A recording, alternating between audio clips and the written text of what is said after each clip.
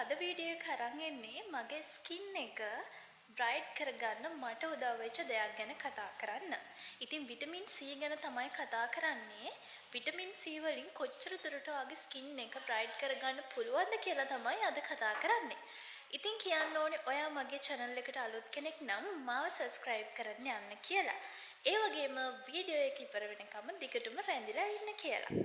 Vitamin C ගැන කතා කරොත් විටමින් C වලට පුළුවන් ඔයාගේ මූණේ පැහැය වැඩි කරලා දෙන්න.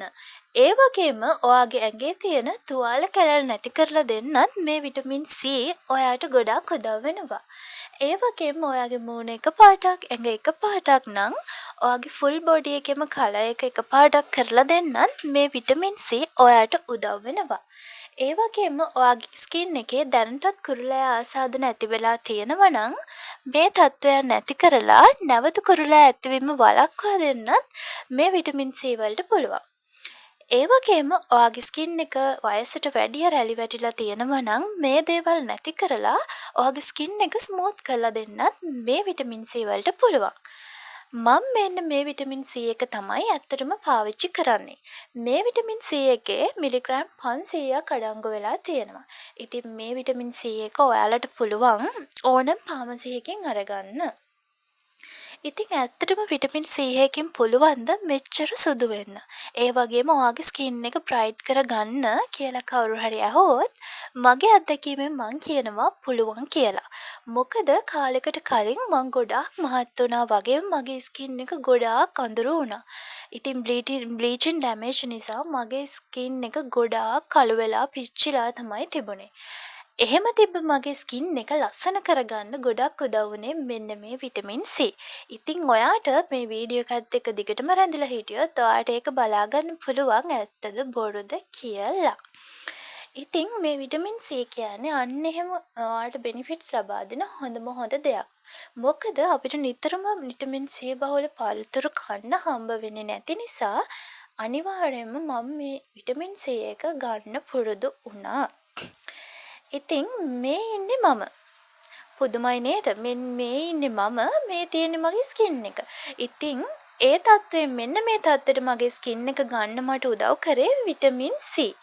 ඉතින් විටමින් C තමයි මට ගොඩාක් උදව් වුණේ මගේ ස්කින් එක එකම පැහැයකට ගන්න සහ මගේ ස්කින් එකේ තිබු පිම්පල්ස් කැලැල් නැති කරලා දාන්න.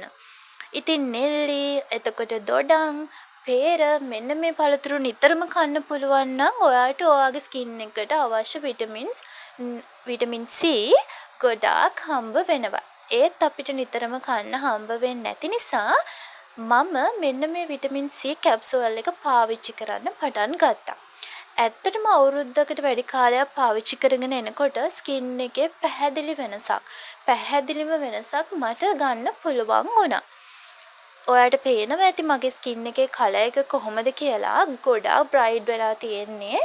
ඉතින් මං කරන ට්‍රීට්මන්ට්ස් මං තව කරගෙන යනවා. ඉතින් ස්වභාවික ට්‍රීට්මන්ට්ස් ಜಾති මම කරනවා.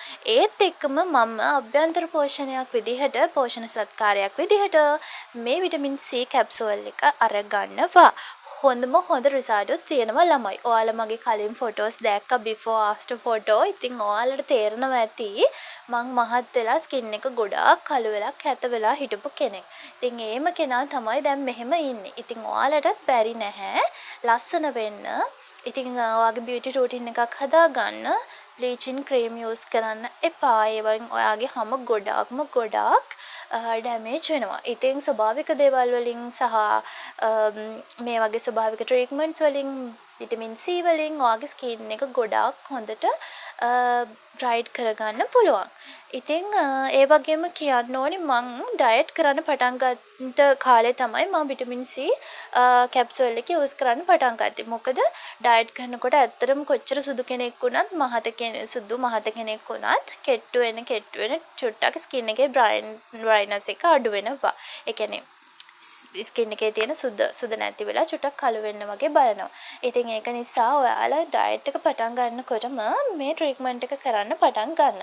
ඔයාලට අවශ්‍ය ඩයට් ප්ලෑන් එකේ වීඩියෝස් මම ගෙනල්ලා තියෙනවා මගේ channel එකේ. ඉතින් එහෙනම් ඔයාලා ලස්සනට ඉන්න මගේ වීඩියෝස් දිගටම බලන්න subscribe කරන් යන්න. ඉතින් විටමින් C ගන්න ලස්සනට ඉන්න කියලා නැවතත් කියනවා. එහෙනම් මං ගිහින් එන්නම්. bye bye.